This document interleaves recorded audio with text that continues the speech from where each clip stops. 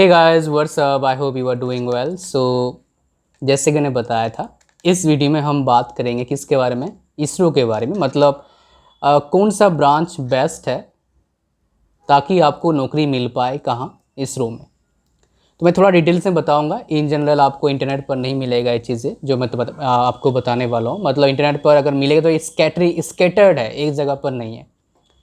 तो अगर आपको दो तरीके से आपका जॉब मिलता है, आपका किस में, इसरो में। एक रिसर्चर को जॉब मिलता है, राइट, जो एक्स्ट्रा ऑर्डिनरी होते हैं वो, फिर वो तो बड़ा रेयर कंडीशन होता है। अगर बोलोगे मुझे बहुत ज़्यादा प्रोबेबिलिटी चाहिए जॉब लेने का इसरो में, तो आपको एडमिशन लेना पड़ेगा कहाँ पर, IIST में, Indian institute of space science and technology. IIST में एडमिशन लीजिए, जो आपका साउथ में है, त्रिवेंद्रपुरम आई थिंक वहाँ पर है। वहाँ से बीटेक करो, राइट। तो आपका इसरो में जॉब लेने का चांसेस क्या है, ज़्यादा है। वहाँ पर जो एडमिशन लेते हैं, कुछ टाइम पहले तक मैक्सिमम बच्चों को इसरो ही लेती थी। मतलब वहाँ पर मैक्सिमम बच्चों को एब्जॉर्ब इसरो करती थी, 100 बच्चों को। और वैकेंसीज कितने होते हैं टोटल आपका, आई थिंक दो ब्रांचेस वहाँ पर, 2-3 ब्रांचेस वहाँ पर चलते हैं। इलेक्ट्रॉनिक्स चलता है और एरोस्पेस चलता है। और आप ये पीजी में चलता, आपका यूजी में चलता है, मतलब बीटेक में। एमटेक में आपका फिजिक्स भी चलता है, आई थिंक केमिकल भी चलता है, एरोस्पेस भी चलता है। तो फ्यू और ब्रांचेस वहाँ पर है, आप देख सकते हो उसके वेबसाइट पर जाके, राइट। तो वहाँ पर एक डायरेक्ट आपका जॉब लगता है, पहला। दूसरा क्या है, कुछ IITs में इसरो जाती है कैंपस प्लेसमेंट के लिए, लाइक PSUs जाती हैं कुछ IITs और NITs में कैंपस प्लेसमेंट के लिए, राइट। मतलब आपको जॉब, मतलब आपको एग्ज़ाम देने की ज़रूरत नहीं है, इंटरव्यू दीजिए और फिर आपका होने का चांसेस है। तो उसमें क्या होता है, ज़्यादा चांस होता है, मतलब प्रोबेबिलिटी निकालोगे, परसेंटेज ज़्यादा होता है जॉब लेने का इसरो में।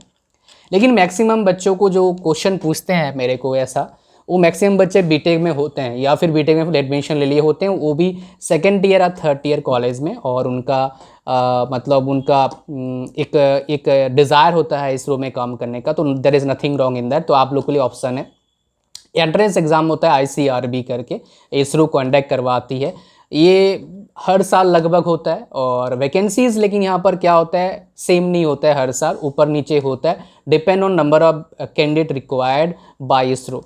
बट अभी इसरो के पास बहुत ज़्यादा प्रोजेक्ट्स नहीं आया है, तो डेफिनेटली वैकेंसीज मुझे लगता है अब बढ़ने वाला है।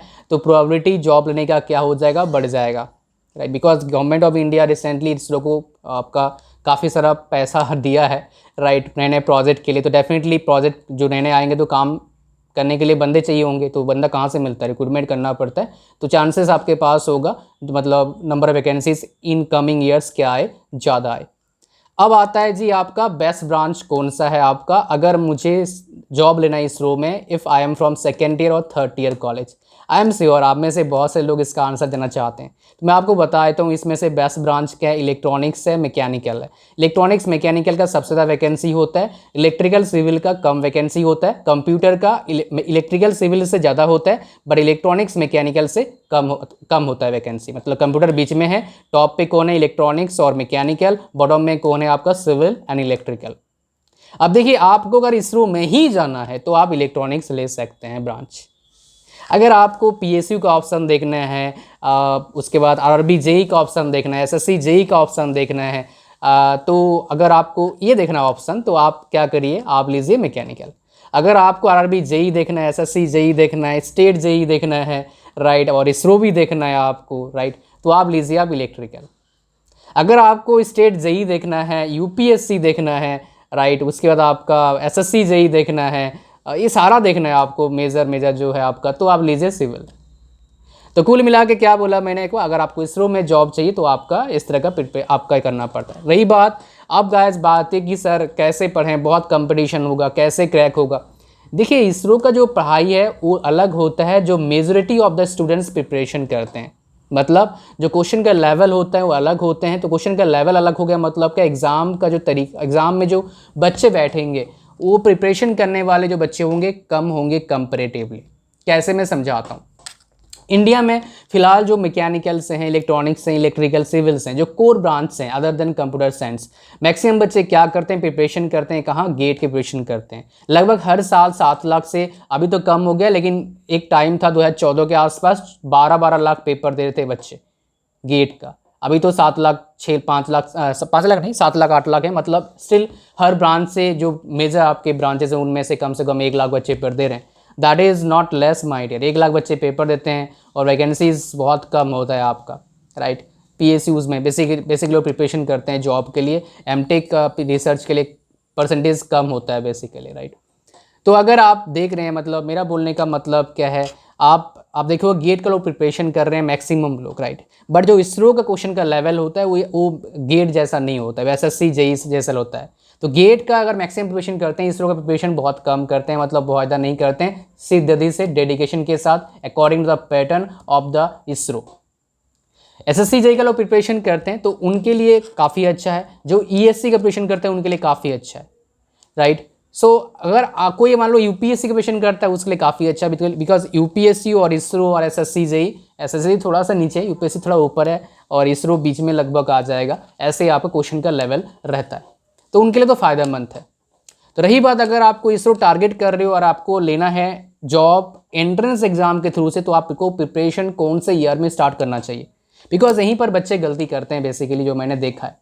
फर्स्ट ईयर जो बीटेक में होता है वो प्रिपरेशन का नहीं होता है, वो होता है खुद का जो कमी है उसको दूर करने का होता है। जो भी कमी आपका हो, फिजिकली मेंटली प्रिपरेशन करने में, सोचने में, समझने में कोई कमी हो, धीरे धीरे निकलेगा कमियाँ, वो एक दिन में नहीं जाता, टाइम लगता है बाबू, समझ लेना इस बात को। एक दिन में तो कमी कभी नहीं जाएगा, it will take lot of time. जितना बड़ा कमी होगा उतने टाइम लगेगा, और ये कमी सब में, मुझे पता नहीं आपका, मेरे में तो बहुत कमियाँ था भाई राइट, मैंने निकाला कितने मुश्किल से, मुझे पता है। सेकेंड ईयर होते हैं आपको डिसीजन टेकिंग, मुझे करना क्या है, right, what should I do. Second year में सबको बोलता हूँ कि भैया try to start your own startup.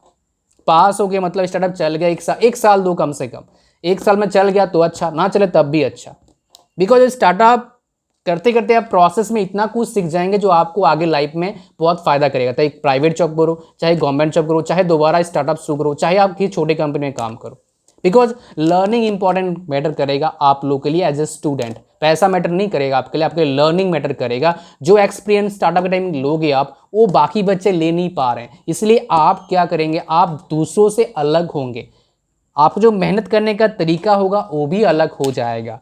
Because smart पता है कौन बनता है, जिसके पास एक्सपीरियंस होता है। बिना एक्सपीरियंस का बंदा स्मार्ट नहीं बन पाता है, अरे ये सच है। एक्चुअली जो नेट पर स्मार्ट कराता है, ये गलत डेफिनेशन बताया गया है based on my own personal experience from last 11 years. क्या बिजनेस का जो कर रहा हूँ, बिजनेस करता हूँ मैं नेट पर पिछले 11 साल से, from that experience I am telling you my dear. तो ये चीज़ आप शायद समझ पा रहे हैं, right. So this is very very important for you to understand कि मुझे लाइफ में क्या करना है, उसके अकॉर्डिंग ये स्टेप बाय स्टेप प्रोसेस होता है जो आपको फॉलो करना चाहिए, जिससे क्या होगा, आपको बहुत ज़्यादा बेनिफिट्स होगा, आपके लाइफ को अच्छा फ्यूचर, एक अच्छा डायरेक्शन पाने के लिए। This is really really important my dear in order to understand and even to get success in life. Now second year आपने कंप्लीट कर लिया, अब थर्ड ईयर में आपको डिसीजन लेना है कि भैया मेरे को गवर्नमेंट जॉब प्रिपरेशन करना नहीं करना चाहिए। थर्ड ईयर फोर्थ ईयर करिए। बच्चे यहीं पर गलती, बच्चे क्या करते हैं, बीटेक के बाद सोचेंगे, नहीं भाई वो दिन चला गया, बिकॉज कंपटीशन अब डे बाय डे इंक्रीज कर रहा है।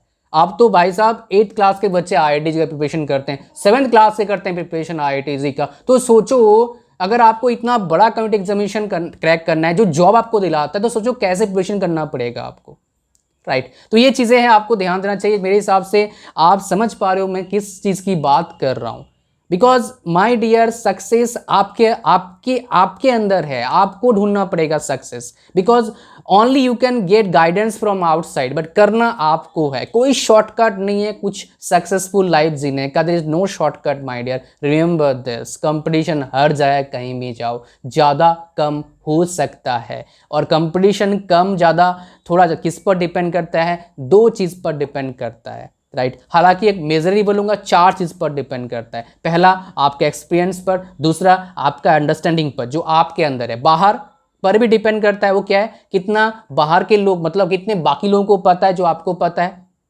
And fourth that is also important, आपका गाइड कौन है, कौन आपको गाइड कर रहा है। बिकॉज बच्चा लाइफ में सबसे बड़ा, अगर उसको कुछ सक्सेस पाना है, उसको एक कोच की जरूरत पड़ेगा। विदाउट कोच बड़ा सक्सेस पाना बड़ा डिफिकल्ट है, बिकॉज कभी कभी क्या होता है, हम डर के मारे डिसीजन ले नहीं पाते हैं, बिकॉज हमें कोई हौसला देने वाला नहीं होता है। चारों ओर क्या होता है, नेगेटिव नेगेटिव नेगेटिव होते हैं, हमें उस टाइम लगता है। लेकिन जो नेगेटिव हमें लगता है, हो सकता है वो हमारा भला चाहते हैं, वो समझ नहीं पा रहे होंगे हम क्या कर रहे हैं, इसलिए बोलते हैं बेटा मत कर। लेकिन अगर राइट कोच आपको मिल जाएगा तो आपको बता देगा कि ये आपके लिए सही है या गलत है। So my dear, my suggestion is to you, what, find out right coach for your life, because it's your life, you have to find out, and then get guidance, my dear, with a step by step process, maybe one time, maybe I mean step process के क्या, step by step process में क्या लगेगा, time लगेगा आपको guidance लेने के लिए। तो इतना वीडियो में, thank you very much for watching this video, like share comment subscribe, God bless you all, bye bye.